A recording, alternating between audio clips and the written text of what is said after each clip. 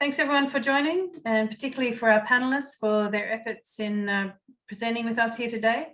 Welcome to the Inclusive Collaborations in Antarctic Research session number 1 at the SCAR Open Science Conference in 2022.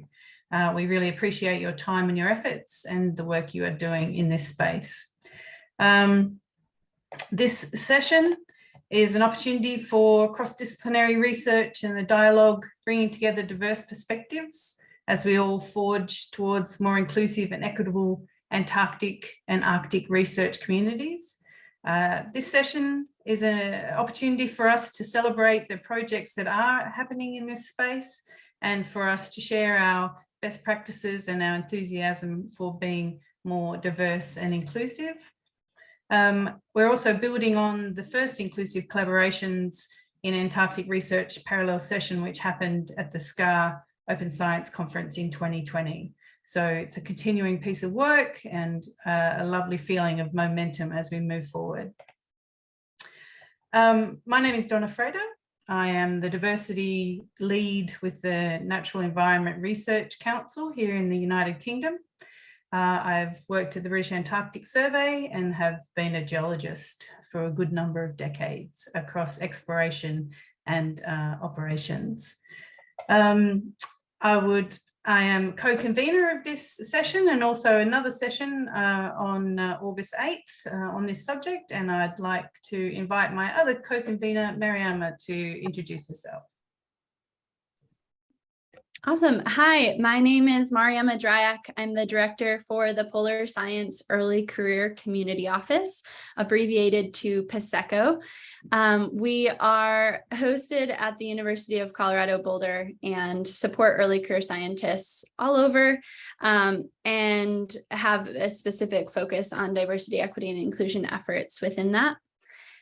Before I get into some additional housekeeping things, I wanted to give Adriana a chance to introduce herself and talk a little bit about SCAR EDI.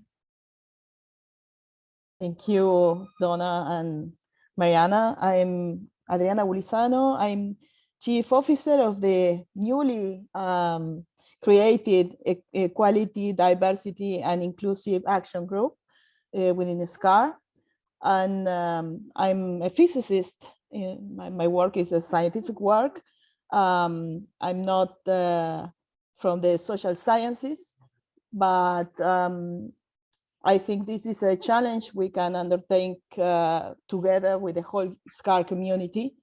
And well, we are getting through with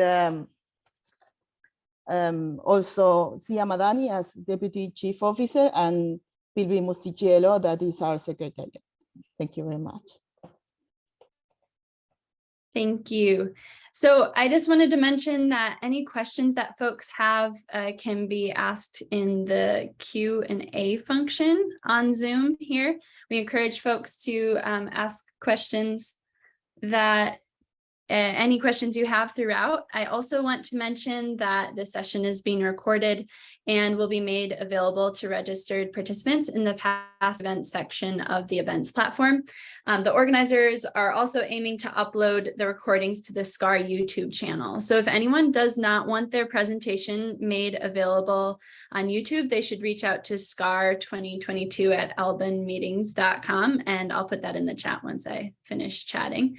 By the 12th of August to opt out. Please also don't forget to attend the e-posters as they're hosted on the exhibition space. There are several e-posters that were submitted to the session, and you can access that as it's labeled as the e-poster exhibition space on the events platform. And all of you can browse the posters at your leisure and comment on them within the exhibition space to interact with the folks presenting there. With that, I think Donna, take it away. Alrighty. Just a reminder for our speakers, we've got 10 to 12 minutes for you to have your presentation and speak today, and then hopefully 2 to 3 minutes for questions. Obviously that timing will commence once we do start. We should have added 5-minute introductions into the process there, but And Adriana will help us by simply saying at your 11-minute mark that we've got 1 minute to go. So if we could stick to time today, that would be fantastic. Alrighty, I'd like to introduce our first speaker, and B, if you'd like to share your screen. So our first speaker today is Dr. Beatrix Schlarb-Ridley of the British Antarctic Survey. And B, I think I'll just let you introduce and start the process. Thank you very much for the introduction, Donna. It's a real privilege to kick off this important session by sharing some of the learning of the Diversity in UK Polar Science Initiative on the value of cross-organisation collaboration for inclusivity initiatives. And I acknowledge the entire steering group of this initiative, and particularly the founder and funder, Jane Rumble from the UK Foreign, Commonwealth and Development Office. My name is Beatrix Schlarb-Ridley. I'm Director of Innovation at the British Antarctic Survey and co-chair this Diversity in UK Polar Science Initiative. This talk responds to point 2 given in the session outline, that is ensuring inclusivity of historically underrepresented and marginalized communities on the basis of gender, sexuality, race, ethnicity, disability, socioeconomic status, language, and other categories of identity. And it highlights learning that's been gained in the British context. We hope, though, that others might find some of this learning valuable in other national and international contexts as well. The Diversity in UK Polar Science Initiative was founded in 2019 in order to mark the 200th anniversary of the discovery of Antarctica, to celebrate where progress has been made on diversity and inclusion, such as in the accessibility of Antarctic fieldwork for women, and to encourage and drive progress where diversity is still lacking. For the UK, the lack of diversity is exemplified by this graph, which compares the composition of the UK polar community with that of the talent pool that we mainly recruit from, that is the staff and students of the UK higher education system in subjects relating to science, technology, engineering and maths, abbreviated as STEM, and also comparing to UK society at large. As you can see, 50.7% of UK society are women, but only 45% of staff and students in STEM subjects, and only 39% in polar science in the UK. 16% of UK society come from ethnic minorities, here referred to as BAME, and the same percentage is found in STEM subjects, but only 3% in UK polar science. 19% of UK society have declared a disability, but only 8% in STEM subjects and only 1.8% in UK polar science. Those who identify as lesbian, gay, bisexual, transgender, queer, intersex or asexual comprise 5% of UK society and are represented actually more highly at 7% in STEM subjects, but only make up 2% of the UK polar community. This data is a snapshot, but it shows the issue. Our polar community is not inclusive for talent from several demographics, and it misses out by not including this diverse talent. We are all aware our planet and our sector face tremendous challenges, above all responding appropriately to climate change, and we need the insight and creativity from different lived experience so we can rise to this challenge together, as well as, of course, wanting to give equal opportunity to all. And the Diversity in UK Polar Science Initiative aims to address this. So the first step was to gather the data that I've shown in the previous slide so we can understand the extent of the underrepresentation. And this was not an easy task. A very big thank you to our session co-chair, Donna Frater, who collated all this in her previous role at BAS. And then the work of the initiative has fallen under mainly 2 streams. Firstly, strengthening the talent pipeline so that more talent from underrepresented groups would know about and want to apply for jobs in the polar community. And these included citizen science project for undergraduate students from ethnic minorities, a tailored mentoring and familiarization program for undergraduates and graduates from underrepresented groups, and leading to a ring-fenced cohort internship program that Geraldine will talk about next, and a work experience week for secondary school age pupils as well. Alongside inviting talent from underrepresented groups into the polar community, it's essential also to work on building a truly inclusive culture so that when people join the community, they feel they belong and will want to stay. And activities that have been running to encourage culture change included seminars by role models from underrepresented groups, blogs from leaders in the UK polar community to highlight this is an area of real importance. We've run a race impact survey to collate further evidence of which areas need attention and how we can best address them, and have developed bespoke training materials. And links to all these resources are available on the initiative's website. You can see the address there. Importantly, we all recognize that this needs to remain a journey of continued learning for all involved. And one aspect of this learning, which I would like to focus on particularly, is that we are dealing with multifaceted issues which need to be tackled holistically. And this means all stakeholders need to have a seat at the table. This is what we've tried to achieve through the way the steering committee has evolved. First and foremost, the voice of those who are underrepresented needs to be heard. Our steering group includes a BAME and STEM consultant, members representing ethnic minorities, the LGBTQIA+ and disability communities, and we have a strong female contribution. We have found it extremely helpful to work closely with funding bodies. This ensures joint learning and alignment of purpose. It can help with unlocking ring-fenced funding, helps to set targets for inclusivity in wider funding calls, and can reward best practice.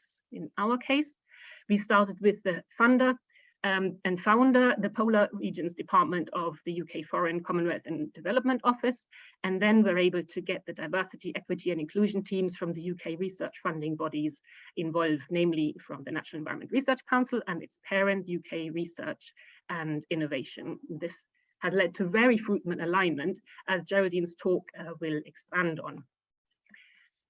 To make sure culture change is embedded and good practice put into action, it's essential to involve the spectrum of organizations that carry out polar research.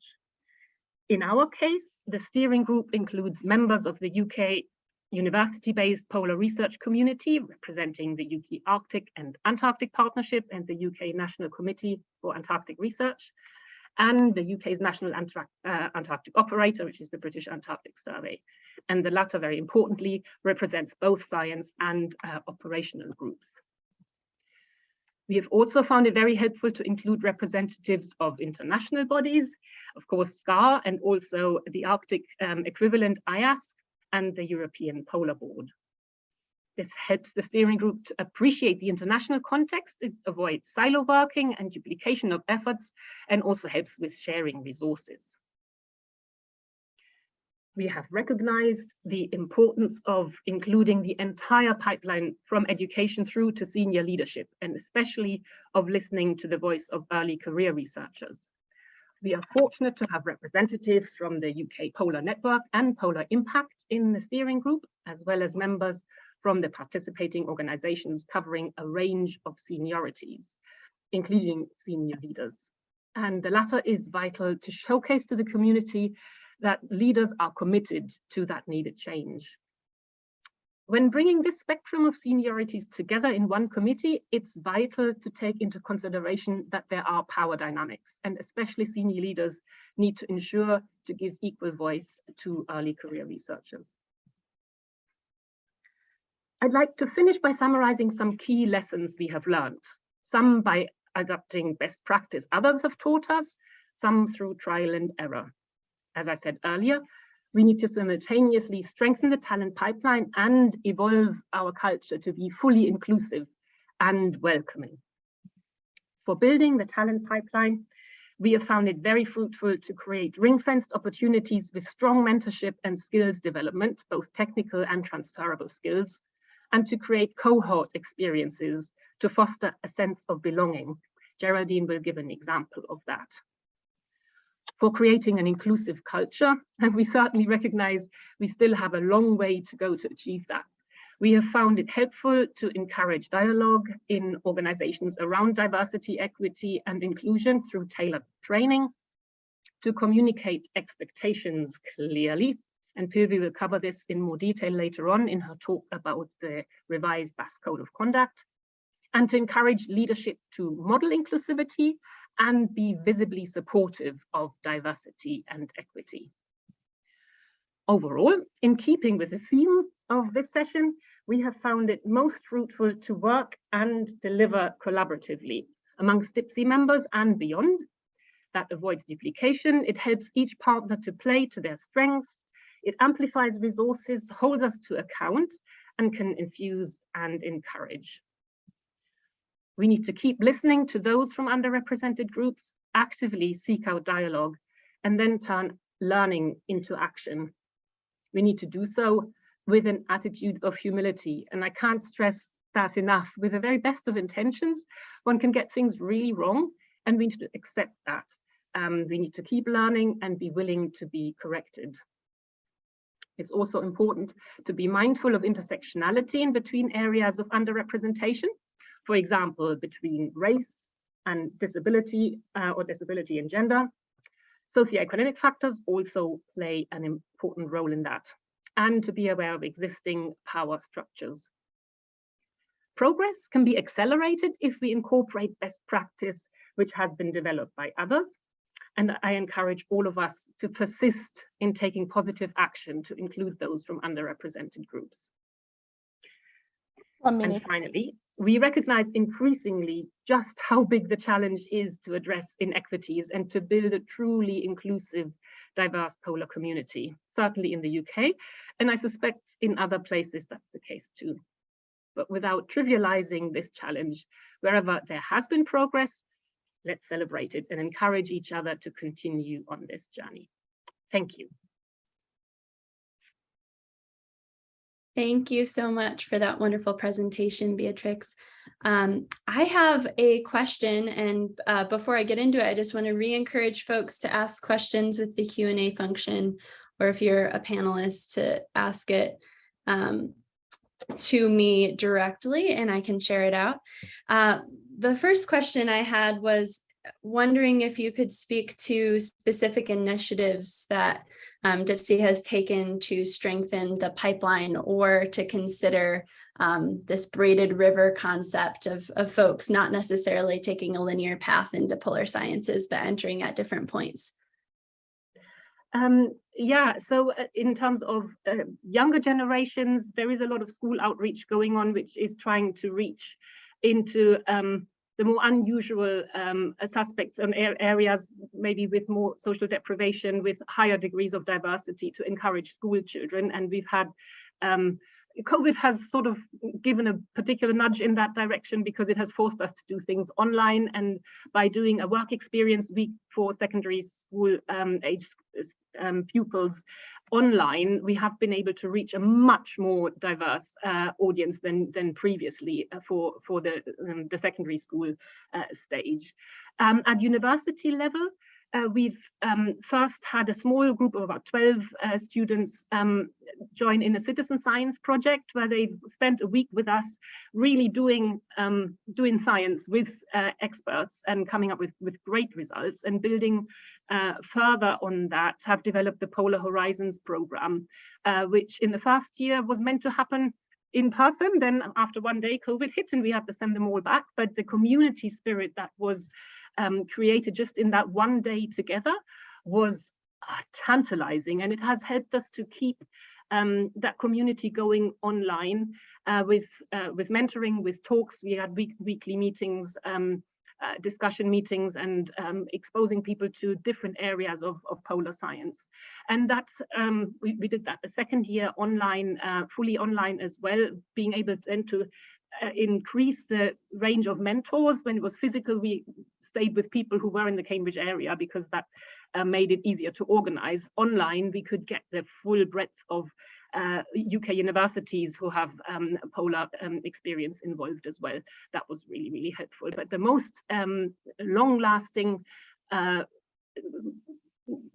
program, that is what Geraldine will talk about next, and that was a bespoke internship cohort program, which has enabled us to get a fantastic group of talented young people into their door and spend 3 to 6 months here with us, producing some stunning outputs and helping them to mature and progress in their career decisions as well. So we are very grateful to the funding bodies who've made that possible, and look forward to how that talent will keep maturing and influencing the whole field. Awesome, thank you. I think we have time for a short answer to one more question. Morgan would love to hear more about how DIPSI interacts with the international community, and do you find particular challenges or opportunities in working with international partners and or forums outside the UK? I would say that this is still very much in development. We are very fortunate that we have SCAR representatives and IASC representatives and the European Bowler Board in the steering group. That's mainly because initially people who work in those organizations used to work for BAS, come from underrepresented groups and have quite a lot of stories to tell of things that need improving.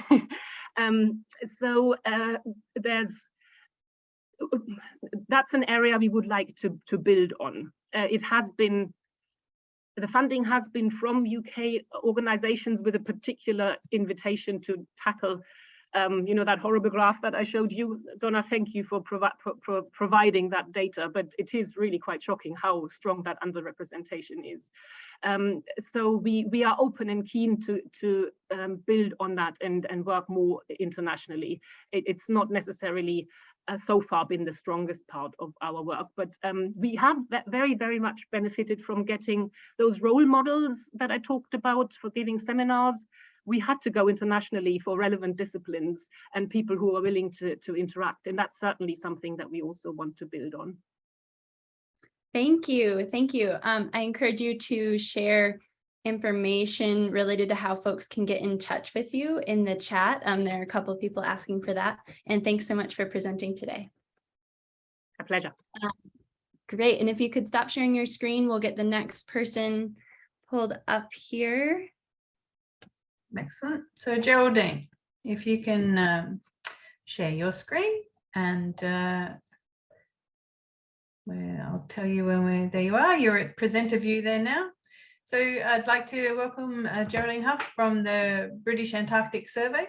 And as you can see, the presentation is regarding the ring-fenced equity, diversity and inclusion internships at the British Antarctic Survey. Geraldine, if you'd like to take it away. Thank you. Thank you very much, Donna. So yes, I'm Geraldine and I am the HR Project Officer here at the British Antarctic Survey. And for anyone who is partially sighted or blind, I'm a 40-ish female with white with long reddish brown hair and blue eyes. And today I am wearing a dark and light blue paisley pattern top. So I would like to share with you all a little bit more information about our internship program here at the British Antarctic Survey, what our objectives were and why we initiated the program, and what we've learned from it as well. And as Bea has touched on, there has been a lack of diversity identified across the polar research community. And that's really shown that there's a huge need for us to make polar research more accessible to everyone and to challenge current ways of thinking and current practices so that it makes it more inclusive for all. And we were given the opportunity to have some funding to ring fence 4 internships, and we wanted to look at whether that kind of program could contribute to increasing that access to the polar community careers for those underrepresented groups. So for our internships, we primarily aimed them at people who were not white, people who weren't heterosexual, people who had disabilities, and people who identified as trans. We didn't specifically target socioeconomic background, although that did factor into some of the applications, and it did give us an opportunity where we had a lower number of candidates for some of the internships to factor that in as kind of like a second tier of looking at that and identify some people from those backgrounds as well. And in total, we had 16 internships. across the organisation. Two were based in HR and the rest were based in science areas. And one of the internships was a job share between two people. And as I say, we had a number of objectives. We had 6 in total to look at that we wanted to achieve from the programme and assess. And we did this by surveying both the supervisors of the internships and the students that took part. And just to note that these internships were open to people of all ages, so we didn't put any kind of age limit on them. Anyone could apply, so they could apply if they wanted a career challenge or if they wanted to come back into polar research or if they were completely new to it as well. So our first objective was to increase not only the representation, but that sense of belonging in the research environment through a cohort experience. So we really wanted that kind of widest inclusion and make sure that this wasn't just a kind of tick box exercise, but this was really engaging people in polar research community. And 90% of the students found that they felt extremely involved and valued both within their team and within the wider cohort as well. And this sense of kind of belonging was achieved through regular meetings with supervisors and other colleagues on kind of almost a weekly basis most often, informal events and also mentoring support. We found also that it was possible to create this environment despite home working. So just under half of our cohort worked from home, worked remotely for their internship, and yet all bar one found that they really felt that still that sense of inclusion and that sense of belonging to the team. And they also really enjoyed meeting colleagues across the organisation and the other interns and seeing what they were up to. And 100% of respondents found that the internships were useful to them and also a very positive experience. We wanted to develop and progress excellent science. So it was very important that these internships were of value, both to the organisation and to the individuals. We wanted to see if we could bring in that kind of diversity of thought and what kind of value that could add to the data we already had and to the projects we were undertaking in the organisation. And both the supervisors and the interns themselves really felt that their work was valued and worthwhile. One of the respondents said that they really felt like they contributed to scientific discovery. So they really felt like they were the cutting edge of polar research. And we found a number of people came up with new projects that we hadn't thought of before or hadn't looked at. So even in HR, I had an intern in HR who came up with a completely new social science project looking at minorities at the British Antarctic survey. We wanted to enable career development and opportunities for the interns so that they had somewhere to go after they'd finished their programme. And we had 100% of them report that they learned new skills, and this was skills from like labs and instruments, how to use things they hadn't, applying their theory. It was Microsoft Office skills, project and time management, and some of them using their lived experience to actually kind of influence and change policy as well. And we worked with an organisation called Creative Tuition, who we worked on the Polar Horizons cohort before, and we've also worked on with Work Experience, who really understand kind of minority groups and can help build a lot of those skills with people. We also wanted to offer specific skills development. So as I say, we had HR specific skills to develop. We also had specific skills in each areas of the science that they were working on as well. And we found that 82% of the respondents felt that this had enabled them to have some career development, particularly through increasing their confidence and their credibility. So there were a number that had papers to their name that they could add to their CVs and they could take forward. And we had 4 of the interns ended up being employed by Badhe after their internship, and we had 3 go on to do PhDs with us as well. So there was really opportunities there for the future. We wanted to challenge conventional ways of working. As Beatrix has said, that we had the whole pandemic, the hybrid ways of working coming in, which challenged everyone to think about things in a different way. In addition to that, we recruited a high number of interns who had disabilities. So supervisors had an experience they hadn't had before of how to help people manage their disabilities and put in different ways of working. And one supervisor said that actually they found remote working was really beneficial because although they had to put additional time into planning that remote work, it benefited the project massively overall because it was far better organised. So although it can seem like a time commitment, there actually can be a huge benefit to working in a slightly different way. And we also found that job sharing allowed for people to work alongside studying, so particularly people who are doing PhDs, and they might be struggling in terms of finance. Those are opportunities that they can put their theory into practice, but also earn a little bit of money as well. And we wanted to challenge BAS's organisational, individual, conventional ways of thinking and conventional culture as well. And 50% of supervisors said they've learned better about how to support diverse students, and many of them had little previous experience of people who weren't like them. So as Beatrix has shown, there is a huge kind of white male history to polar research, and therefore when you are from a minority, you're often from a very, very small minority. Supervisors also found that the balance they had to make between the project delivery and the result and creating this kind of inclusive environment was actually really beneficial for them. And they saw the benefit of allowing people to be themselves in terms of greater creativity, better performance, and having that networking and social connections. And one manager said that from witnessing someone manage their disability, that really enhanced their kind of empathy for all their colleagues and a greater understanding of working with others. So it's just a bit of statistics on the applications that we had. For the British Antarctic Survey, we predominantly get applications from males. And as you can see from the graph, 49% of the applications for the internships were for females, 46% from males, and 4% from either non-binary or trans people. And from underrepresented characteristics, 42% people identified as LGBTQ+, 26% as minority ethnic, and 29% as disabled. And there was some crossover between those, so there'll be intersectionality where people identify as more than one. And then for the interns that actually got the positions, we had 50% were in the LGBTQ+, 43% had a disability, and 43% were minority ethnic. And again, there was intersectionality there. And just for kind of interest, 63% worked in the office.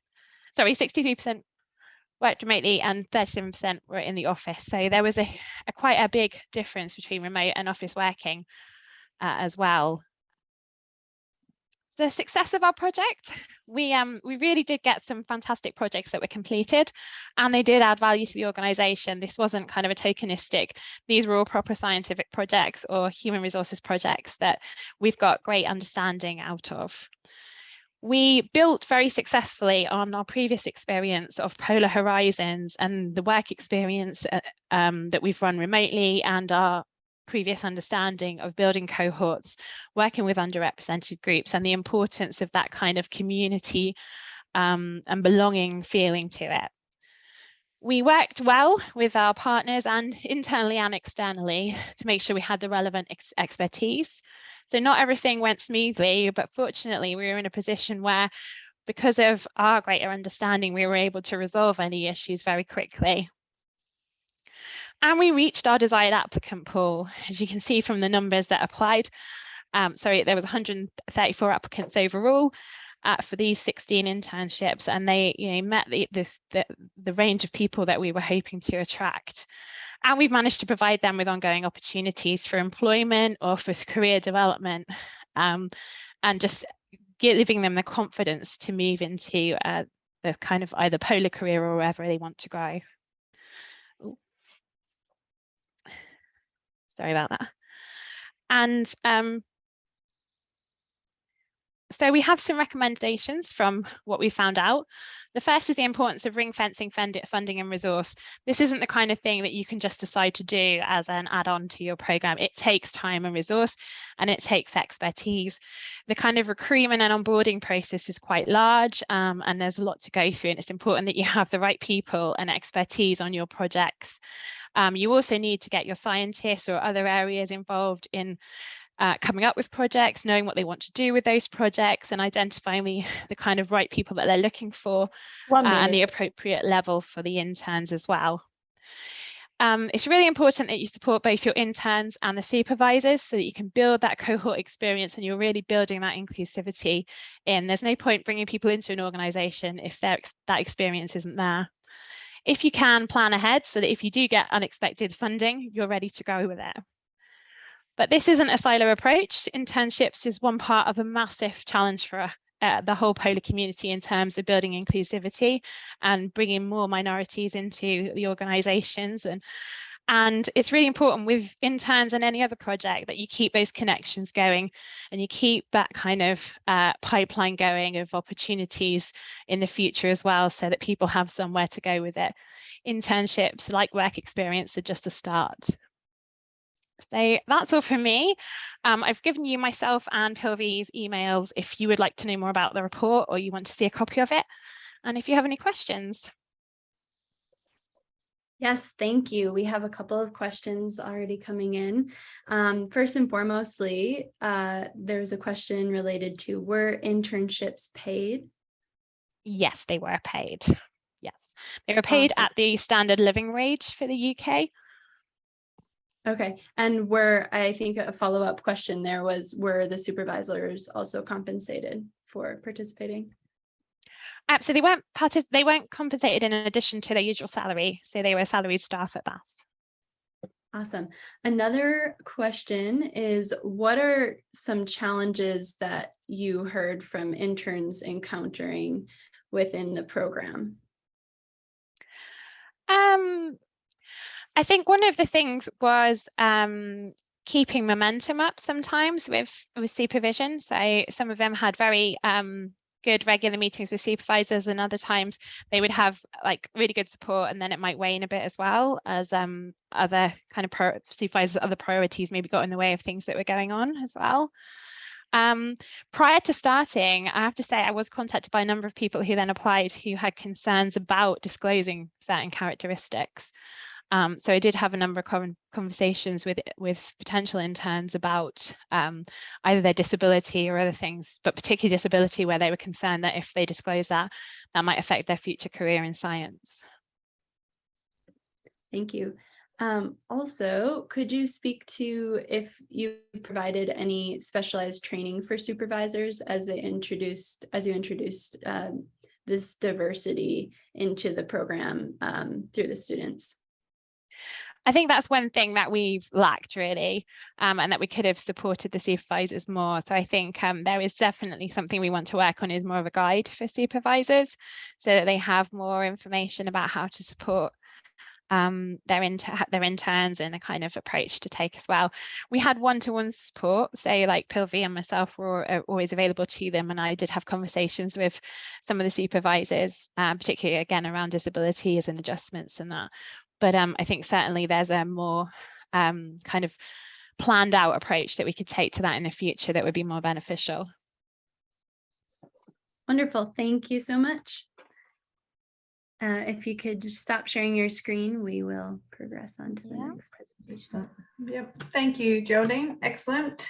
And great that BAS is so open with their learnings and opportunity to continue those programs as well. And next speaker is Pilvi Muscatello from the British Antarctic Survey.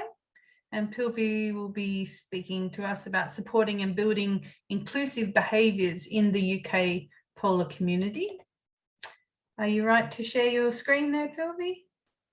Oh, so? Yep, there you go. And you're on presentation view. Perfect. Wonderful. All right, thank you very much for the introduction. But so like as Donna has said, my name is Pilvi Muscatello, and I work together with Beatrix and Geraldine at the British Antarctic Survey. My presentation is presenting the work of the Diversity in UK Polar Science initiative. And it's really great to follow up from Beatrix's and Geraldine's presentations, because they really set the scene for what I'm going to talk about and give a lot more context. So today I'll talk about supporting and building inclusive behaviors in the polar community. And I think it kind of goes back to the question that Mariama was asking about specific training as well. But I'll do so through the example of this recent project on reviewing the code of conduct for people living and working in the polar regions. And I'd like to reiterate the point that Bea made about coming to this from a point of learning and humility, and that this is kind of like the starting point for us to learn, and it's a work in progress, and hopefully it will evolve as our community evolves. So I'll just start kind of with answering the question why. Like the starting point for us is that everyone should be able to come to the workplace as they are and have equal and equitable opportunities and treatment. And we know from experiences that this is not always the case to date, but big leaps have been made forward. So as an organization, we wanted to kind of like start by acknowledging the fact that within our cultural context, individuals can experience situations very differently and also have different expectations based on their past experiences. So you don't always get away from that. But what we can do is build a community where we take responsibility for creating safer spaces and also valuing that listening and giving honest feedback and actually creating change off the back of that. And while we do this work as an organization, we also want to reiterate the responsibility on the individual learning that everyone has. So while we learn as an organization, we also provide with tools for our staff to do better. And the first stage of the project that I've already mentioned was reviewing the code of conduct. For those of you who are not familiar what code of conducts are, you can do a quick Google and find probably quite a lot of examples on Google. But basically, for us, it's a code that brings together all the relevant policies that have to do with conduct in the polar regions. So this could be anything from environmental policy to bullying and harassment policy, as well as drinking and drugs, things like that. You get the idea. And we wanted to make sure that we're reviewing this from the point of view of providing the right information, but also the right support and reporting mechanisms for the individuals, as well as making sure that it's accessible to the whole UK polar community, because BAS is the organization that provides the logistics for everyone going south. But we also recognize that actually purely having policies and rules is not enough. It's extremely important in terms of reinforcing expected behaviors, but that as a standalone doesn't build inclusive culture. So we asked ourselves this question: what's missing? What else do we need to do? And that led to the second stage of the project, where we had this idea of creating a resource that actually supports this building inclusivity and changing the culture within the science community. And the starting point for that, which was very clear for us, was to engage people in dialogue. So really wanted to make sure that, that we're creating this for the people, with the people. And as we started looking at what we wanted to include in this potential resource, we of course wanted to make sure that we're making available all the existing work that is there for staff. So this includes different types of training, and that we're bringing those resources all in one place. But then we also wanted to look at what this new result of kind of supporting or complementary research would be. And in order to build this, we wanted to concentrate on those identified challenges that Beatrix and Geraldine have already talked about. So this could be gender equity, but also creating safer spaces for people from minorities.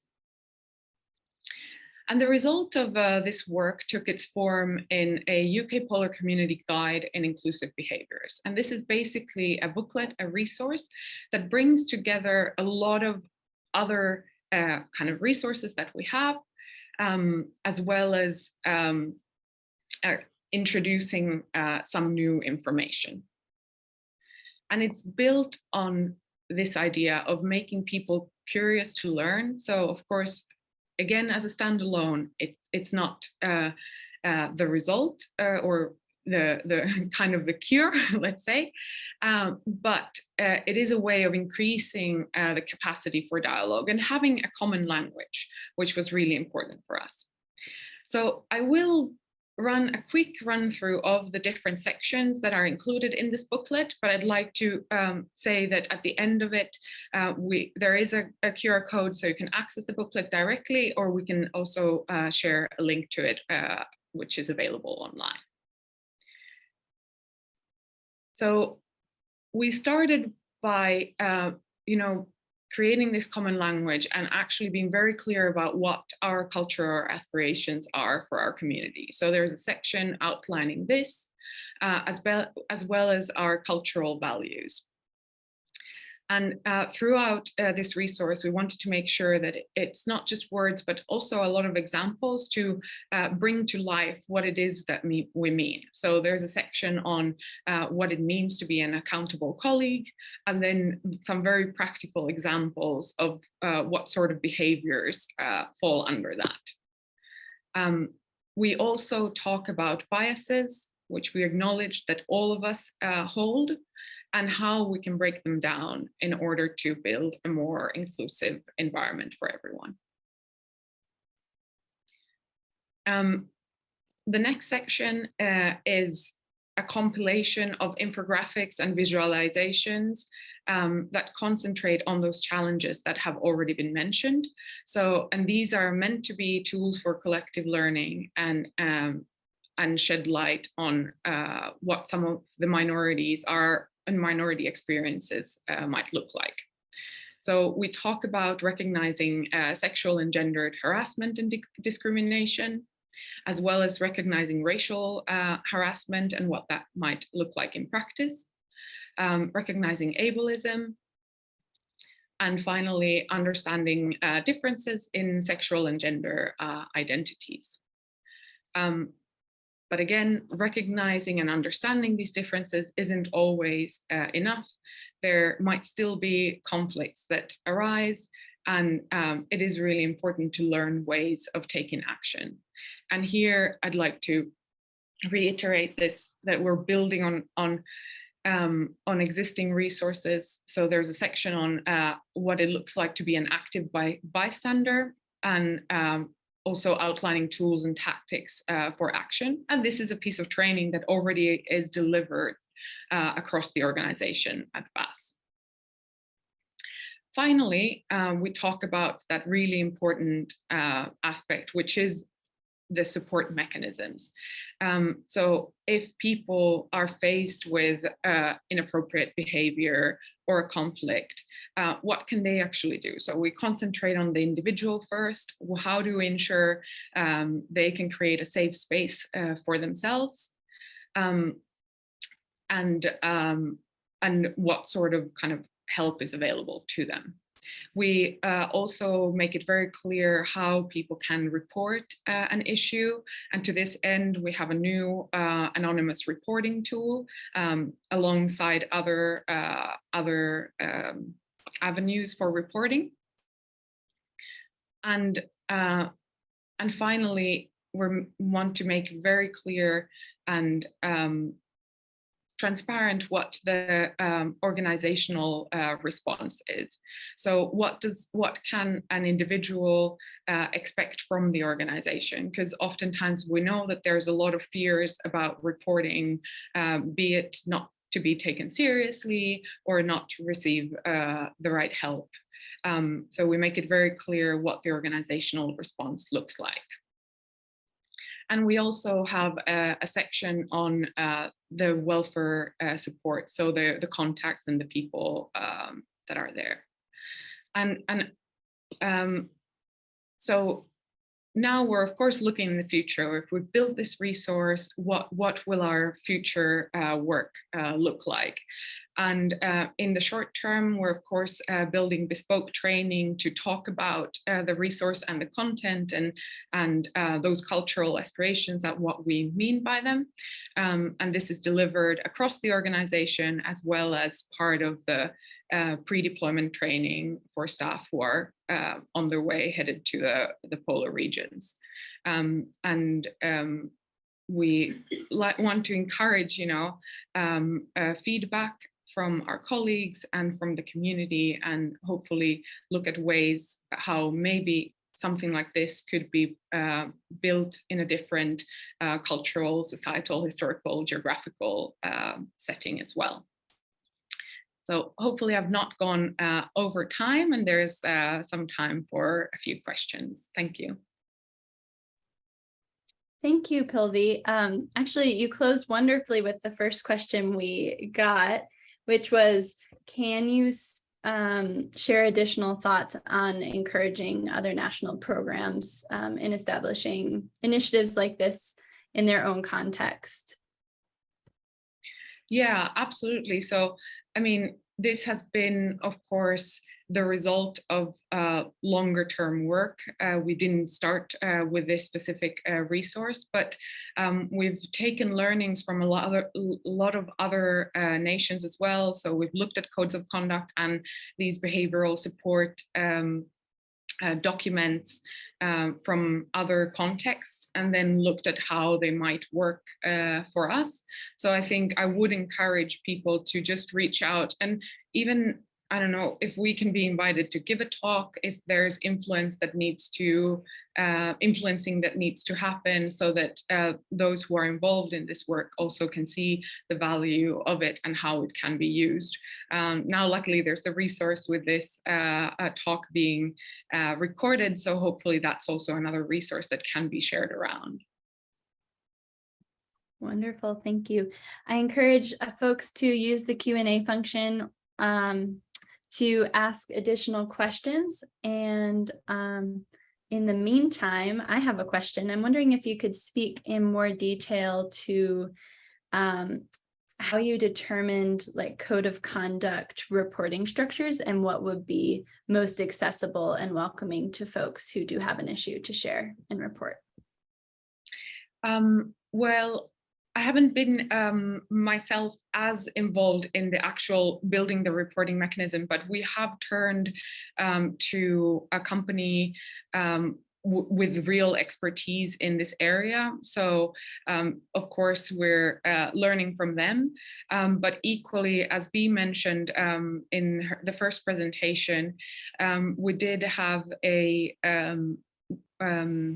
we rolled out a race impact survey.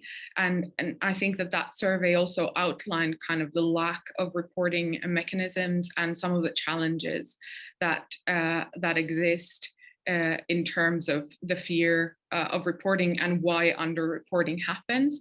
So I think in general, there are maybe some commonalities and some things that are common knowledge, if that can be said. And we've drawn from that, as well as listening to the feedback that we've gotten from the community. Great, thanks. We have one last, yep, go ahead. Sorry, Geraldine is in the same room as me, and she's just said that she might want to add something to that, if that's okay. Go ahead, yeah. Yeah, I just wanted to say, because I come from the HR side, that we looked at our HR reporting mechanisms, and we had some things that were coming to us outside of those systems. So we have our official reporting systems of people can approach us as individuals, people can go through email and that kind of thing. But there was we've had things like notes left where people want to remain anonymous, but they don't want to report to us directly. So we did a lot of research into finding a reporting system that people could use anonymously. And what we've rolled out now is a kind of online system. So it's got an app and a web base. It works in Antarctica. It can also work on the ship when it's in comms range, and it allows people to report things anonymously, but we can communicate with them from HR, so we can write back even though we don't know who exactly is on the other end, so they can kind of get some information and build a bit of rapport, and then if they want to come forward and actually take something forward formally, then we're in a position to do that with them. That's so wonderful to hear. Thank you. We have another really excellent question, and that is the code of conduct and these materials, are they applicable to personnel at Antarctic stations beyond just BAS scientists or other folks associated with BAS? Yeah, so this is meant as a resource for all BAS staff. So BAS staff on stations, ships, and it is the expectation that we're setting for the whole community. So for example, our partners, our building partners on station through the modernization program, they have their own pre-deployment training, and we deliver EDI training for them to set the expectations from our organizational perspective. So it is something that we're setting for anyone using BAS logistics more broadly. Thank you. And with that, we will move on to our next presenters. Excellent. Thank you. And thank you, Pilvi. And I'd like to just say thank you to our 3 British Antarctic Survey presenters. And obviously a great body of work being completed by that organisation. So thank you very much for sharing that with us and supporting this session today. I'm excited to introduce our next group of presenters. We have the Accessibility and Polar Research group with us today, and we've got a number of their committee who are going to speak and also to answer questions today. So for us to speak with us today, we've got Angus Aldis, Isabel Cooper, and Charlotte Cockram. And we've got Ian Sword, who's our secret weapon to answer the questions, any questions that people come up with. So thank you so much for joining us and supporting the session. And thank you for sharing. If you jump to presenter, and there you go, you're ready to go. Thanks, Angus. Nice one. Hi, everybody. Hope we're all okay today. So as Donna said in that lovely introduction, we are Accessibility and Polar Research, or APR, or Access Polar. We've got several aliases going on, but we are here today to give you a breakdown of our role in representing disabled researchers and how we've advocated for change. And so just before I move on to the next slide, I'll give a description of myself. So I have short hair, thin framed glasses, and I'm wearing a stripy t-shirt today, which is surprising because it's usually absolutely freezing where I am. So let's jump in. So APR were formed during the middle of the pandemic. So we're crazy that we've gone from working in our bedrooms to an international stage. So we're absolutely thrilled about that one. And we are a UK-based group of early career researchers. And there are only 4 of us, and we've all faced adversity somehow due to our disabilities. And just as a side note, we were all Polar Horizons alum as well, which is, so we've got really loads of familiar faces here. But APR was set up to identify any key issues that disabled researchers may face. And we basically just wanted to make sure we can raise awareness and help drive that change. Which is easier said than done. And one of the particular things we've focused on, because that's nice and quick fire, is digital accessibility, which we'll touch upon a bit later on.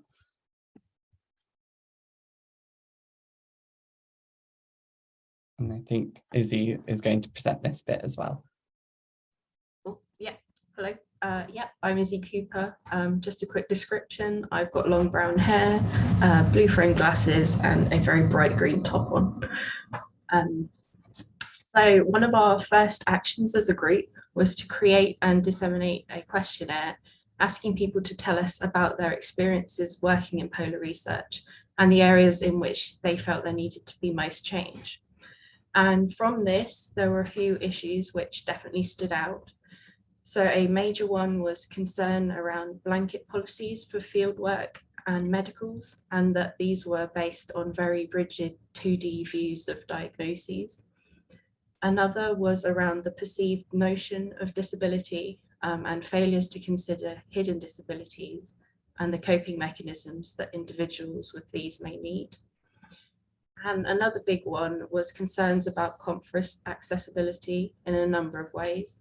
But basically it can be physically and mentally testing to be in such an intense environment, especially one where disabled researchers may not be able to use their coping mechanisms or participate fully. So these are all areas that we have plans to begin tackling through awareness raising and eventually practical guidance. However, from this and many other factors, including our own experiences, we are concerned that disabled early career researchers may be being discouraged from even entering into the field. Can I have the next slide, please, Angus? And so leading on from that, we'd like to highlight that diversity will always make research stronger, and that by being exclusionary, the field is missing out on people's talents. And we've each kind of thought of a few ways in which our individual disabilities have strengthened us as researchers. So for instance, I missed a lot of schooling due to my conditions. And this has meant that I've had to be extremely determined and hardworking in getting into academia. And I also find that I have to adapt the ways in which I do a lot of things. And this has helped me to be more innovative and more flexible as a researcher.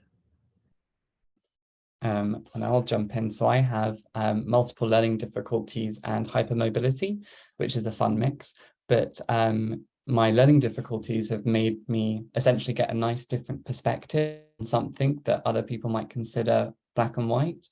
And it's actually because I have to take more time learning things, I gain a deeper appreciation for their use. And it's something that I've kind of particularly found for organizations to really miss out on. And I've had a few occasions where when I mention learning difficulties, people immediately think, oh, he's not capable, especially when it's in a STEM environment. And we've had institutions that have almost immediately disregarded people because of their learning difficulties, which is really sad. But I think I wear them with a badge and I'm glad I have them. Yeah, hi guys, I'm Charlotte. Quick description, I've got brown hair shoved up in a bun, brown framed glasses, and I'm wearing a beige t-shirt. So my experience with inaccessibility and my disability comes later in my life, just because I didn't really recognize it as having a disability until I was finishing school, looking into going into university. And it wasn't really until COVID hit where it really started to impact me, when we all started working from home. So I have a hearing impairment. So when all the lectures were being done online and using recycled content from previous years, the sound quality wasn't working and I couldn't hear what was being said correctly. So I had to then go out of my way and multiple times listen over to the same content to be able to understand it. So yeah. So I'm going to discuss about the lessons we've learned and their advocacy and kind of a lot of the work that we've so far done. So like I said, digital inaccessibility is what I'm most passionate about.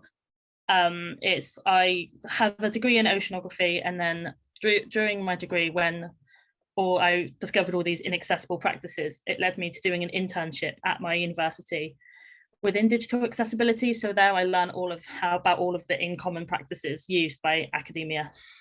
And I helped educate other lecturers and other staff about how to improve this. And then when I saw APR was forming, I came along as a committee member to help promote this. So like Izzy mentioned, we did the accessibility demand questionnaire to see how we can help the field become more inclusive and bring attention to the key matters. And I decided to give the first talk that we had, and I gave a webinar where I discussed how to create accessible documents in Microsoft Word using the key fixes that I had found through doing the internship. So these were the use of heading styles, color contrast, alternative text, meaningful hyperlinks, and how to convert your Word documents into PDFs so it's accessible for people who use screen readers and other technologies available to you. So through doing that talk, we have the recording available. So if people would like that, feel free to drop us an email and we can get that sent across. And we then created a color palette that that people can use as a theme on their presentations, so they know that the colors have sufficient contrast and pass all of the web content guidelines. So you can see the color palette on this slide here, and the first 4 darker shades are all able to use on a white background or that last color background and still hit the guidelines. And same with that white text can be used on all of those darker ones and still hit the guidelines. So we wanted to create a resource where people have easily accessible color palettes that they can use. So that's one of the ones we've done, and we've got a few more in the works. Another key thing for us is to continue to promote the need for more accessibility conversation within institutions. So through that, we've done talks with the Scott Polar Research Institute and the Arctic Institute. These are a lot more, I think 1 or 2 of these were more social science based, and we're all STEM scientists. So for us to go into the social science, it was a bit scary, but we were able to use the experiences and the knowledge that we have to send this across. And then we have also recorded a podcast with Apex in their Polar Times podcast, which will be coming out shortly. A few more things that we currently have in the works is we plan to continue growing on doing EDI workshops and much more like roundtable discussions to discuss with people how to make their work more inclusive, both digitally and in a more general sense of accessibility. Some more resources are being discussed, looking into currently making one to do with the best fonts to use and the best like size fonts and themes you can use on documents. And I believe there is talks of us potentially doing a publication with the results of the accessibility demand questionnaire and how we have used all that information to create to fuel the work that we've been doing for the past 8 and 10 months. So yeah. So this is just some resources that we have found, which we have found useful. Like I said earlier, if you want to have the link to any of these, feel free to drop us an email or a message on here and we can get these sent across. But this quote here in the middle in burgundy is something that we kind of all saw when we were looking for resources, and we felt that it really hit home to what we were trying to do. So the quote is, "We are expected to work extra hard to fit into the current academic culture. So we expect similar effort from institutional leaders to think beyond the legally required accommodations and support all scientists." So it's essentially saying we have to put so much extra effort in to be able to come across to the same content as people who may not have these disabilities. We expect that same effort to be put back just to kind of make the compromise and balance it out a bit more. 1 minute. Thank you. So I think I'll pass over to Angus to quickly mention creative tuition, if that's okay. Yeah, that was very good timing, that 1 minute, because we're literally almost there. So that's good. But yeah, I'd also recommend checking out Creative Tuition, as had been previously mentioned. They're really, really good at EDI work and spreading awareness about particular issues. So I seriously would recommend. And then I also know some authors that we've shown here also watching right now. So welcome and hi to them as well. But yeah, that's us. So any questions? Thank you all so much. One question that came through are, what are your pie in the sky goals and wants for APR, and how you might be able to be supported additionally from external organizations as well?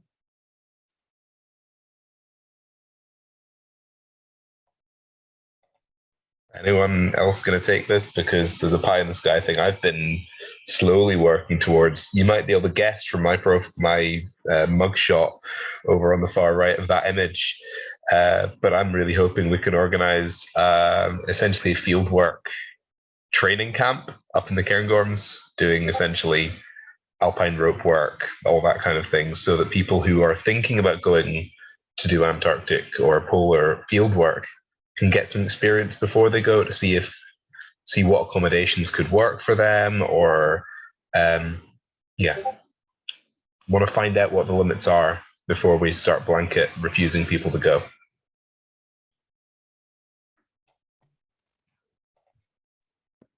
The others probably have other ideas too, but that's just my one. can hop in to add a point to that one. I think in general, like networking and collaborating with other organizations will enable us to kind of grow and make researchers with disabilities aware of our presence, because it's something that really is very new. And so we've got an excellent platform, but we're just trying to still find that groove almost where we can help out the most. And so our long-term goal would ideally be to kind of really make some institutional change along the lines of maybe potentially even funding for disabled researchers or scholarships, or just really being that representation to help people fulfill their polar science dreams, if you will. Thank you. We have multiple more questions. So if you have anything to add, definitely do as I ask these additional questions. So one is, what do you think are the biggest barriers to polar science for disabled scientists and researchers?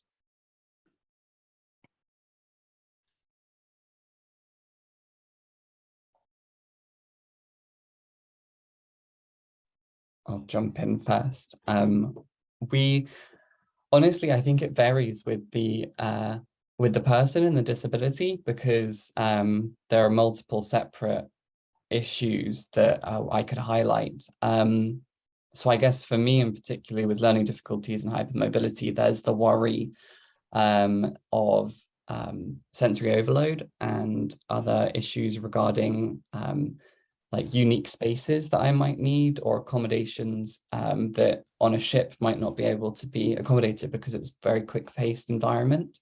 And so for me in particular, those kind of old style, this is how a scientist is and this is how a scientist works, needs to be challenged quite a bit.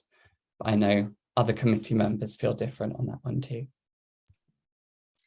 Yeah, I think for me, I think one of the things that I would struggle with is to passing people, they might not realize I have a hearing impairment because I've adapted to it all my life. So I think for me, it's being able to get across the invisible disabilities kind of scenario and making sure people are aware and really advocating for what I would need in order to work best, whether that was in an office or out at sea. So that's a lot of patience and making sure speaking clearly, like without mouth being covered to help with lip reading. Obviously that was difficult through COVID, another thing that was highlighted. And yeah, like not getting annoyed if I'm asking you to repeat something or maybe word it a different way. So yeah. Yeah, I think from me, with quite a physical disability, a lot of my concerns have been around accessibility to fieldwork, and been a lot of questions around that. In fact, at the moment, we're investigating whether I'm going to be able to participate in a cruise for part of my PhD. So yeah, quite a lot of concerns about sort of blanket reactions to certain diagnoses, and lack of flexibility in kind of accommodations and things like that. And that's definitely a really big one that came up with our questionnaire as well. So I think that is a major one for the community in general.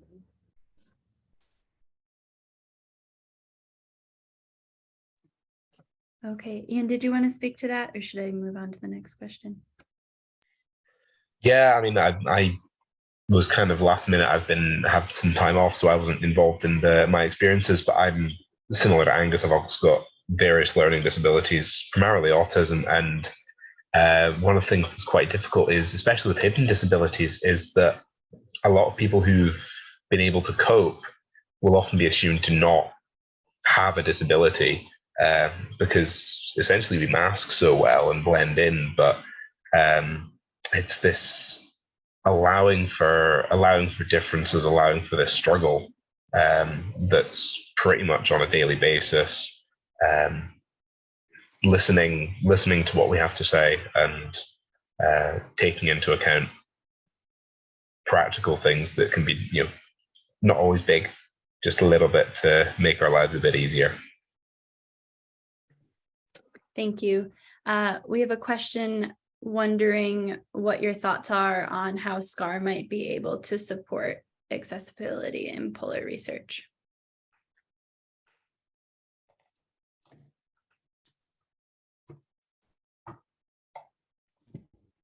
I think one of the first things that SCAR would be able to do to help vastly is allowing us to be on this platform and giving this talk to other organisations, just to help us spread the awareness that we are here, we are advocating for those people with disabilities and wanting to improve accessibility in the field. So I think that's one of the first things. Other than that, I think mainly allowing us to continue to promote things through different talks, different workshops, and really taking on board what we're saying. So yeah, I don't know if anyone else has anything to add to that one.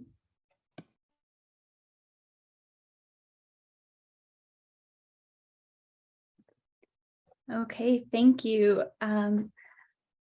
Thank you so much for sharing, and I look forward to seeing what additional things you all get up to and accomplish in the future as well.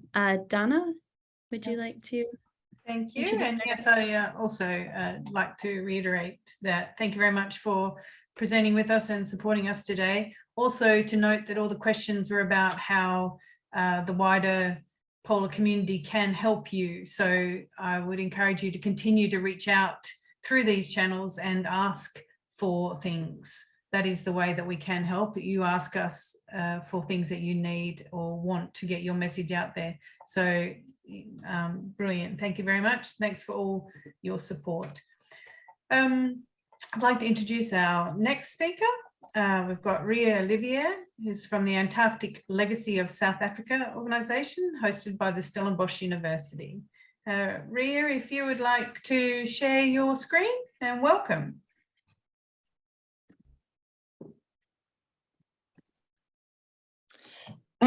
Yes, thank you very much, everybody. I just want to say and applaud the guys that's just been on. I enjoyed your talk very much, and I must make a comment about the dog. I am a dog fan, and my daughter has a disability, and a dog help always. So all the best with you. And if South Africa can be any part of your studies and your awareness, please contact us. But that's not what my talk is about. But I do get passionate about that as well. This is about inclusive collaborations in Antarctic research, and I enjoyed the talk so much about the guys from BAS of how incorporating new ones, and this is much more about really that, I'm not sure you mentioned it, the white males in Antarctica, and that's probably what it is all about, the old white males. Lisa Marie van der Walt did a great thesis regarding this and the culture about that. But we can't put history just out of the way because it is still so much important. So I just want to take you through, it's a study done by Badhe after Antarctic Legacy in 2007, 2009, around about there. And she did a study of articles published by South Africans and how collaboration within South Africa, but also within the world, how it happens. So I will quickly do the national collaboration, as I said, and then I will come to a conclusion as well. So stating here, it's so very much is that the Antarctic is proof that great things can be achieved through collaboration. And I will get back to that. I've just shown you this picture. So that is the area of operation of South Africa. So it's with the Marion and Prince Edward Islands, Gough Island there up to your right. You can see that, yes, there. Then our station there, and then obviously the Southern Ocean that we do a lot of research. This is just a map of SCAR countries and SCAR countries, countries that involved in SCAR. And I will show you a later map of South Africa's collaboration internationally in that period. And it's, if you can put an overlay of the two, it is actually brilliant to see it. Just want to point out, as you can see, most of the continents, most of the countries in those continents are involved, and in the Africa continent at this stage, it's still actually just South Africa. So I think we need to do collaboration and get the Africa continent also more inclusive of science and research in the Antarctic. I just had to put this up because really Africa symbolizes the sun, and we're talking here about ice, the two opposites of each other, and how it came together actually that South Africa is so much involved in Antarctica. So just a quick timeline of since when is South Africa actually involved? So it's been involved like 1739 when the first ships and first vessels depart from Cape Town. So Cape Town is a gateway city to Antarctica. So previously, long time, but actually since 1919, research has been done within within South Africa at the institutions. This was Goddard at the Stellenbosch University. If you go further on, you will see like in 1960 became really involved. We get our South African National Antarctic Program. And I think especially when all these things started and the geophysical years, it got people involved. And if we think about creating awareness, looking at the previous speakers of BAS, is how to get new people involved. It's been so long involved, and we've got to create awareness within our national programs and put it out there to the higher education and other institutions. Just the last one that I want to mention is the bottom one. That's where South Africa is now. And that's the South Africa Polar Research Infrastructure that's now been implemented. And I'm specifically involved with the society node, and that we want to create much more collaboration and get much more people within South Africa, and especially disadvantaged people in South Africa that doesn't know about polar sciences, get them involved in polar sciences. So that's a huge task ahead of us in South Africa at this stage. As I mentioned, South Africa, the National Antarctic Program. So since 2003, it was more dedicated at the Department of Science and Innovation, previously Science and Technology, started with the research, and it's funded, and there was much more structure to the funding within South Africa. And I think that encouraged and motivates scientists a lot and researchers to get their research done. And not just in the natural sciences, we are very much since 2007 involved in the humanities and social sciences as well. This is just a quick mind map that I did for you, and it looks like a really spider web, actually, if you look at it. But we've got many universities, we've got 11 provinces, and all of those provinces got sort of their own universities. Then we've got like the big CSIR, that is the Science Institution of South Africa. So people are sitting just not all near the sea or near Cape Town to do this research. There's people up in the northern parts of the country. There's people up in KwaZulu-Natal, so that's more the eastern side of South Africa, and not that much in the Northern Cape. So there are these areas that we've realized looking at this mind map and to see where are people situated at universities doing polar science. And if I look at this mind map, it can show me also the gaps that we have. But that has been done since early ages on. So I think it is possible to carry it on to those other institutions and get them more involved. This is also worse than the previous one, but the little dots on the side, you will see the amount of scientists and researchers that are involved in South Africa. And I will later show a slide just about, I think, of 8 people that I've taken out, of people that is really renowned scientists in Antarctic research. And I don't have to mention Stephen Chown. I think everybody knows he came from South Africa, and he was the previous SCAR president. So it is that South Africa plays a huge part in SCAR and in polar sciences. I don't have to actually accentuate much more. So as I previously said, look at that map of the countries. I've dotted down from those articles of the different institutions all over the world where we were involved. Actually, when I did this, I didn't realize there were some places that we were really collaborating with. And it is not all people that is really that involved in SCAR. And it was very interesting that those institutions does research in a certain perspective or on a certain discipline that you don't think they would be that much interested in. And I thought when I was working with this map, that SCAR can probably make use of that and to see where we still need to create awareness in different countries. But it was, to me, a very interesting research to be done and exercise to go through. So if I look here, you can see all the countries.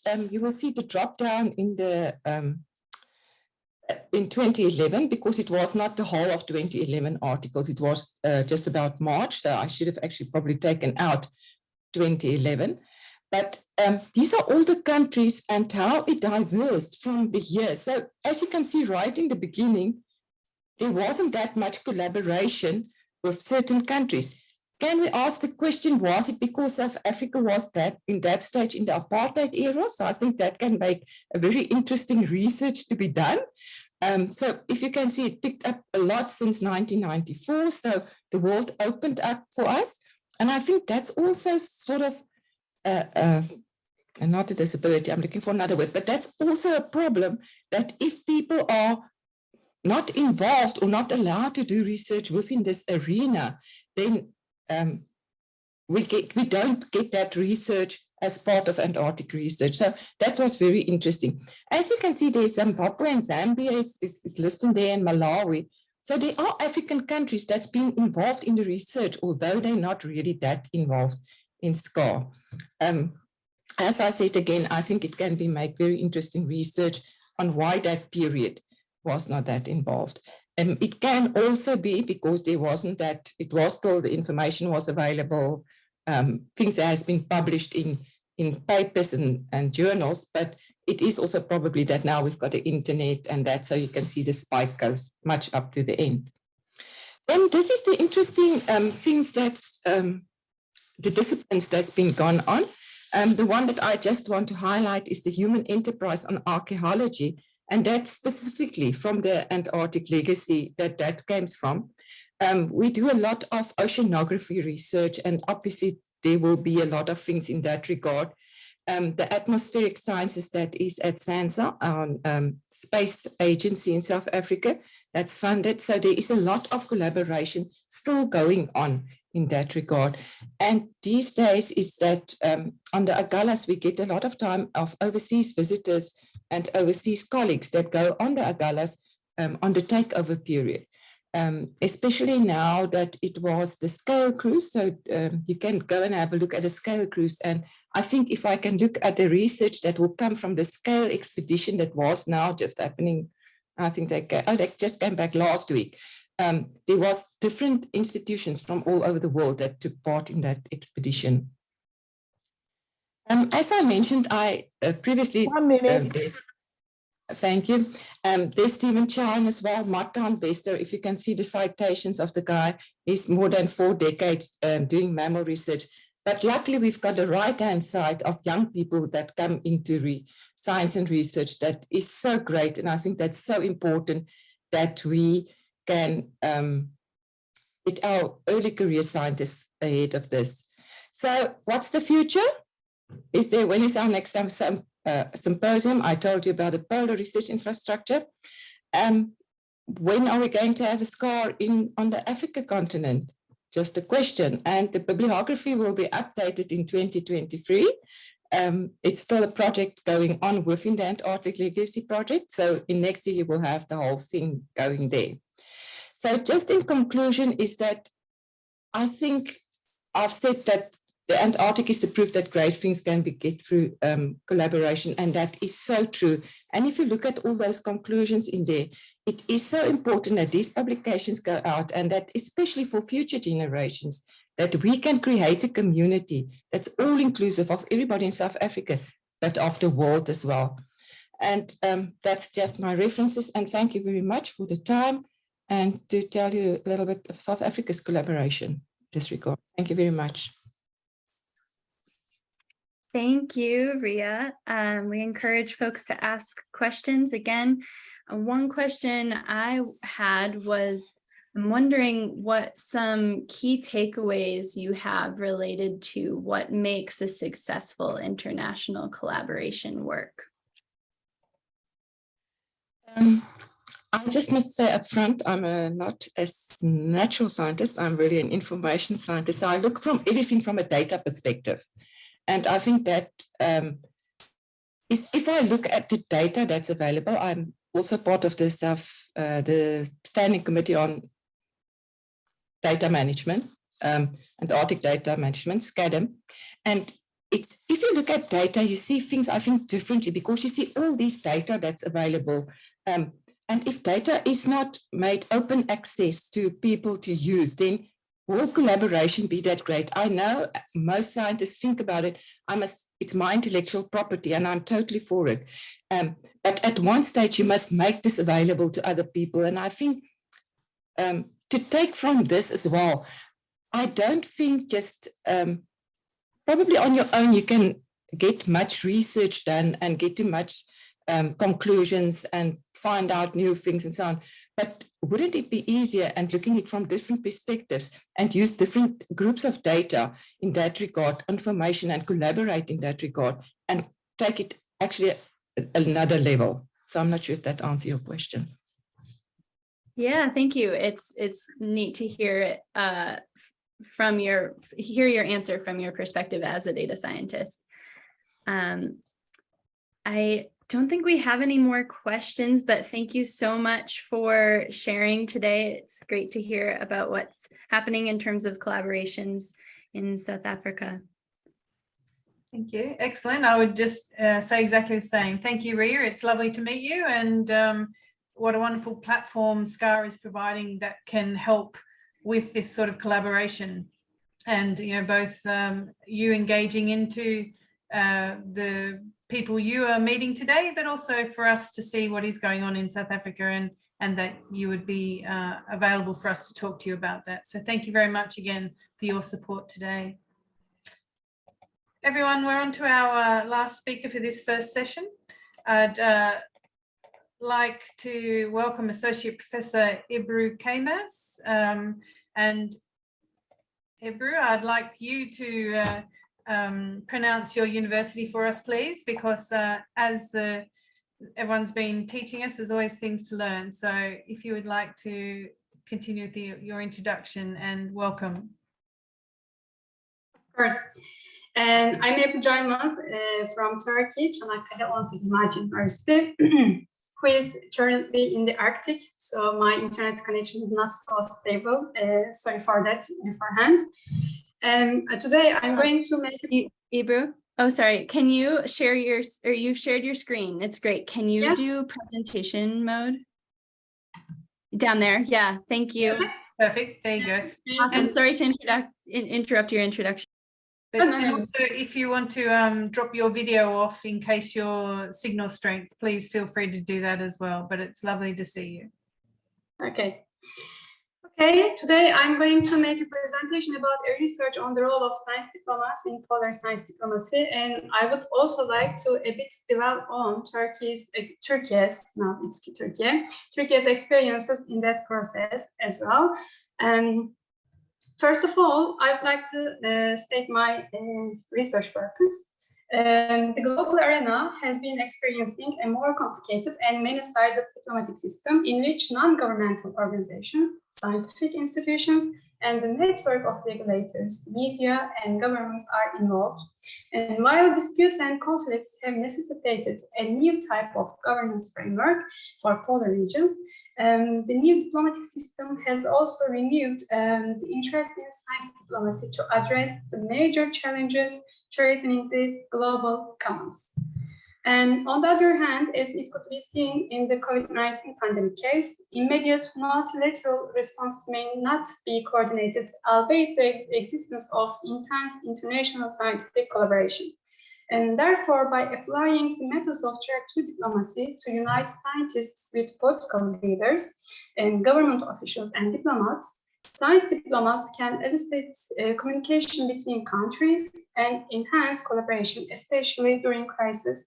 And in that way, they can give way to inclusiveness as well.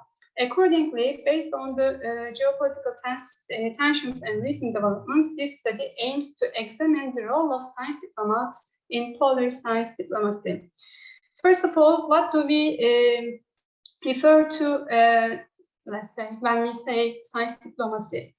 We can define it as the use of scientific interactions among nations to address the common problems facing humanity and to build constructive, knowledge-based international partnerships, which are also inclusive.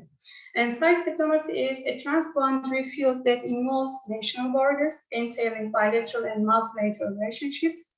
and policy frameworks combining the policy realms of science, technology, innovation, and foreign affairs, each with clear-cut definitions of competencies, actors, and levels, and establishing complex and fluid interactions with joint jurisdictions.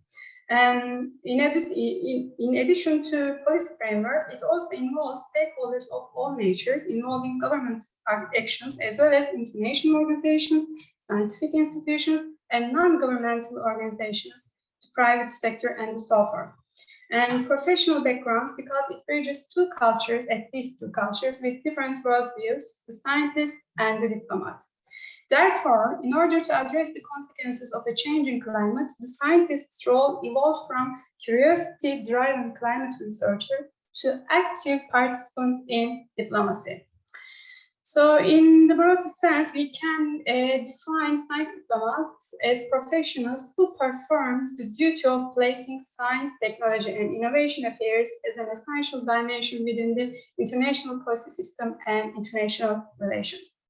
And since science diplomacy transcends international scientific cooperation and being the interlocutors of science diplomacy, the duties of science diplomats involve connecting scientists working in different countries to establish collaborations, and connecting scientists with diplomats, and connecting scientists with government officials and political leaders in order to increase the presence and influence of science, technology, and innovation in international affairs.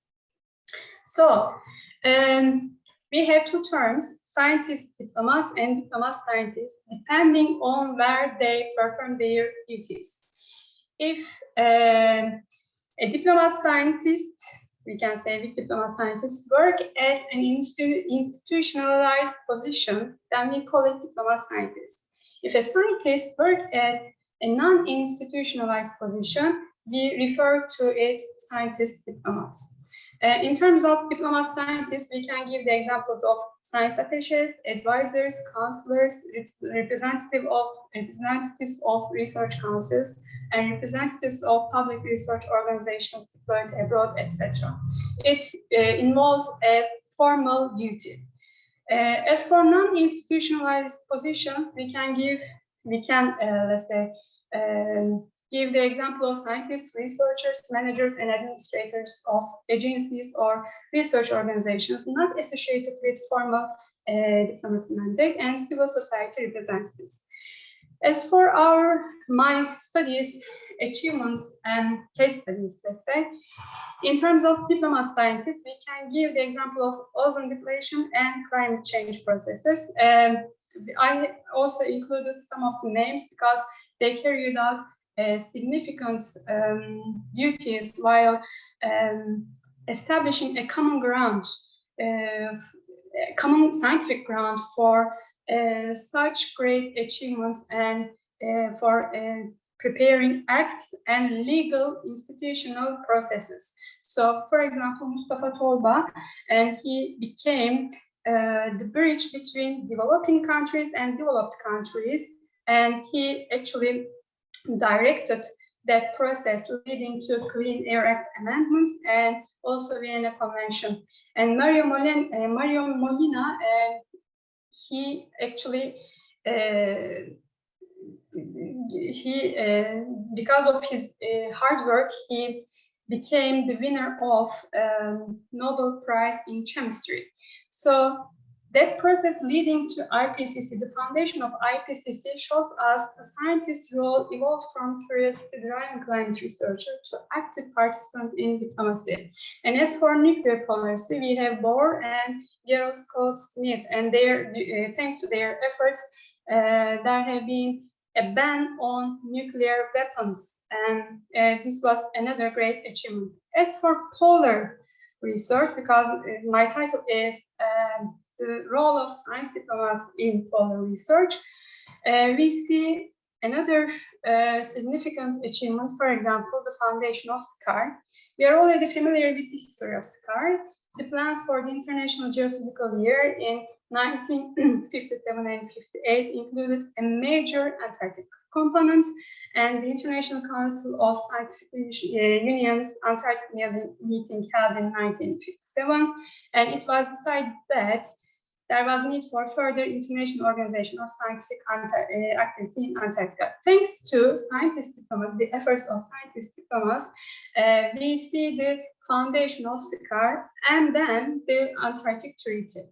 And in recent years, we can give another example, IS.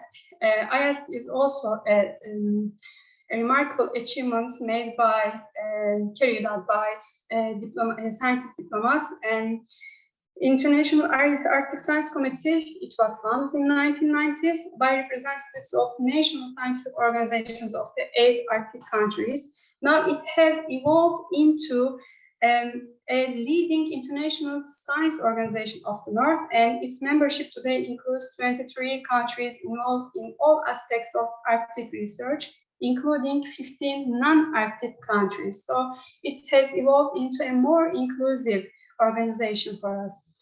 As for Turkey, when we look at a closer look at Turkey's experiences, we see that Turkey's experiences starts with Second International Polar Year. It even dates back before that, but a more institutionalized approach was gained in recent years.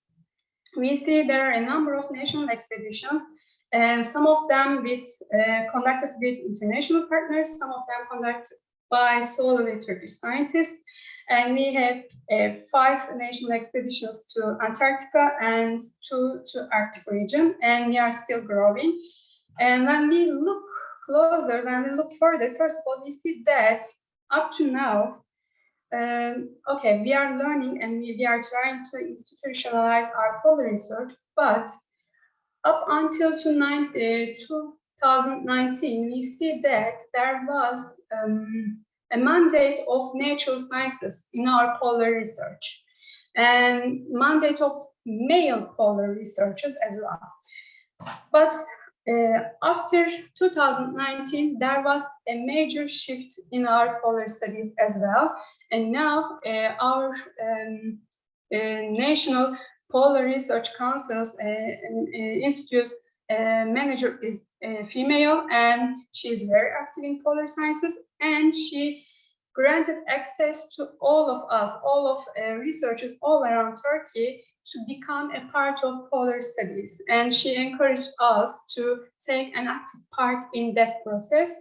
That's why I also attended their research as well. So in 2019, we had a national workshop, and so we see the rise of social sciences in polar studies as well. And this year we had a record hit in sessions in social sciences, and we had the majority of presenters were females. So we are trying to develop our inclusiveness as well, and we are also open to all international partnerships, and we are trying to still develop our memorandum of understanding with other partners such as Korea and Japan and Chile and Argentina. So we are also members to international organizations, and we are trying to be an active member within international bodies of polar research. So these newcomers like Turkey will contribute to inclusiveness of polar research further, both at national scale and international scale. And by applying the methods of track 2 diplomacy to unite scientists with political leaders, governmental officials, and diplomats, science diplomats have successfully enhanced communication between countries and enhanced collaboration, especially during crisis. Thank you for your attention. I'd like to have any questions if you have one. Thank you so much. It's wonderful to hear about, especially some recent efforts in inclusion in Turkey. And we have a question related to what would you recommend to help strengthen communication with diplomats? And I'm assuming the questions between scientists and diplomats. Yeah, we definitely need their help, aid, in order to, let's say, open international calls, and in order to attend international projects. So we established a working group in Turkey, recently established, and I'm the leader of that group, Science Diplomacy Group, and we have diplomats within that group. And the aim of this group is to enhance communication between diplomats and scientists, and to present our priorities at the national and the international levels. And we also try to encourage them to become our voice in international affairs. So it is a good initiative, and we are conducted 2 meetings so far, and we are still trying to develop our strategy and our priorities. So I think that would be a good idea to establish science diplomacy working groups within polar research institutes, including diplomats and scientists. Wonderful. Thank you so much. Thank you for presenting. What a wonderful note to end on. Thank you. Excellent. Thank you indeed. Thank you very much. That has brought us to the end of our presentations for this session. I would like to remind everyone that we have a second session on the 8th of August, and you can check the SCAR website for your local time zone for that. There is also a workshop, cross-disciplinary research and opportunity for dialogue on the 9th of August as well. So please also look that one up on the conference website. And I think it's titled something like Antarctic inclusion in Antarctic research. Just so you can note what that is. It's under the workshops tab on the website. Fantastic, thank you. I would just really like to thank our presenters today. There are glaciers and ice environments and polar environments on every continent on our planet, and increasing inclusion and increasing collaboration is going to help us to share best practice, particularly with diversity and inclusion, not just with science, but a key part of that is communication. So for everyone who's learned something today, let's spread that, and also to support the groups who are working so hard and the institutions who are working so hard to influence and affect change in our community of polar science. So again, thank you very much to everyone for your efforts today. Please let us know if you have any issues regarding the recording on YouTube, and just wanted to make sure that everyone also checks out the e-posters that have been put up not only for this session, but for other sessions across the SCAL workshop as well. And if there's nothing else from my co-convener, I'll say thank you very much and really appreciated your efforts and your work in diversity and inclusion in Antarctic research. Thank you so much. Thank you.